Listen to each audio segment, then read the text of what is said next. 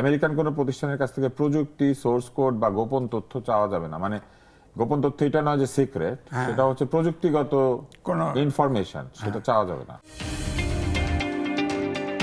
চুক্তিতে আরো কিছু শর্ত রয়েছে, তার মধ্যে একটা হচ্ছে যে কোনো দেশ বা কোনো কিছু যদি বৃহৎ রাষ্ট্রের স্বার্থের বিপরীতে থাকে অথবা তারা যদি কারো ব্যাপারে রুষ্ট হয়, তাহলে আমাদেরকেও তাদের সাথে সাথে না, ওইটাই তো আমি বলছি না, তার যদি কোনো দেশে নিষেধাজ্ঞা দেয় অথবা আমেরিকা অন্য দেশকে যেভাবে ডিল করে ওই সুরে থাকতে হবে। হ্যাঁ, তো আমরা কি করে ওই সুরে যাব? ধরেন এই যে ইরানের সাথে তাদের যুদ্ধ, আমরা কি ইরানের সাথে যুক্তরাষ্ট্রের পক্ষে থাকতে হবে, ইরানের পক্ষে থাকতে হবে? আমাদের হরমুজ দিয়ে আমাদের তরমুজ তো আসছে না, আসবে না।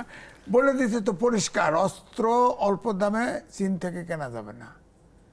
আপনার এই যে আপনার যে 14টা আপনার উড়োজাহাজ কিনে আনলো, এর আগে লেখা আছে না যে আগে ফ্রান্স থেকে আমি একটা লাইন বলি, তারা নিজেরাই তো চীন থেকে সব জিনিস কিনে, তাদের ঘরের জিনিসগুলো দেখছেন, দুই একটা জিনিস ছাড়া। আমেরিকায় থাকছে, ওখানে চীনে কিন্তু ইউরোপিয়ান প্রোডাকশন আলাদা আছে। হ্যাঁ, বলে একটু দাম দিয়ে একটু ভারী জিনিসগুলো করে দেয়, সেটা হলো তাদের ব্যাপার।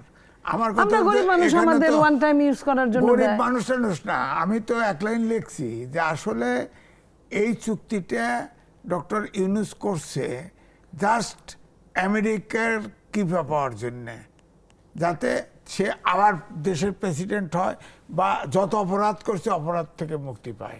সে তো আমেরিকার নাগরিক, সে আমেরিকার লোক, আমেরিকার স্বার্থে নাগরিক না মনে হয়। হ্যাঁ, কিন্তু ওইখানকার সর্বোচ্চ বেসামরিক খেতাব উনি পেয়েছে, একটা না দুইটা। আমি তো শুনছি সে মুসলমানও না। না, এরকম আমরা বলবো না।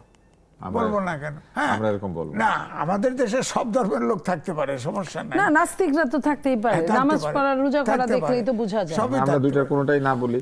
তবে এটা ঠিক যে উনি বিদেশে অনেক বেশি সম্মানিত, এবং সেই সম্মানটার কারণেই আমরা তাকে এত সম্মান আরো বেশি করেছি। আমার মনে হয় না কিন্তু এই চুক্তিটা আসলে এমন একটা জায়গা আছে, যেমন এই চুক্তিতে আরো কিছু ধারা রয়েছে, তার মধ্যে মেধাস্বত্বের জায়গা শুধু নয়, আমরা কোনো মার্কিন স্বার্থ ক্ষতিগ্রস্ত হয় এরকম অবাজার অর্থনীতির দেশের সাথে নতুন চুক্তি করা যাবে না। মানে যারা ফ্রি মার্কেট ইকোনমি ফলো করে না অথবা আমেরিকান বিজনেস ইন্টারেস্টের বিপরীতে, তাদের সঙ্গে আমরা কোনো সুবিধাজনক বাণিজ্য চুক্তি থাকলেও এটা করতে পারবো না, তাদের কাছ থেকে বলে কয়ে অনুমতি নিতে হবে, এরকম কিছু একটা ব্যাপার মনে হয় রয়েছে। আরো একটা বিষয় রয়েছে, আমেরিকান কোনো প্রতিষ্ঠানের কাছ থেকে প্রযুক্তি, সোর্স কোড বা গোপন তথ্য চাওয়া যাবে না। মানে গোপন তথ্য এটা নয় যে সিক্রেট, সেটা হচ্ছে প্রযুক্তিগত কোনো ইনফরমেশন, সেটা চাওয়া যাবে না। না, এটা তো পরিষ্কার। তো আমরা একটা জিনিস ঘটেছিল আমাদের দেশে, আমেরিকার কাছ থেকে সব অস্ত্র কিনতে হবে, প্রশ্ন করা যাবে না। মানে আমাদের এখানে ড্রাইভিং লাইসেন্স সংক্রান্ত এরকম একটা ঘটনা ঘটেছিল যে একটা কোম্পানি এগুলো বানাতো, পরে তাদের যখন চুক্তি ক্যান্সেল হয়েছে তখন তথ্য আর তাদের কাছে নেওয়া যায় নাই, কারণ ওই চুক্তির মধ্যে এটা ছিল না। তো এটা তো ধরেন অল্প লেভেলে হয়েছে, এটা একপক্ষীয়।